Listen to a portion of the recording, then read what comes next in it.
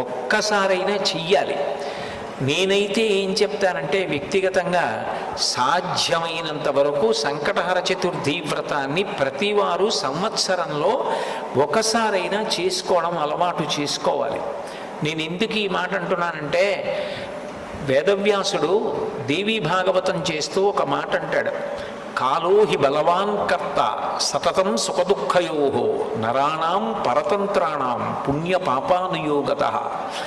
భగవంతుడు మనకొక సుఖాన్ని ఇస్తే మన పుణ్యాన్ని అడ్డుపెట్టిస్తాడు, మనకి దుఃఖాన్ని ఇస్తే మనం చేసిన పాపాన్ని అడ్డుపెట్టిస్తాడు.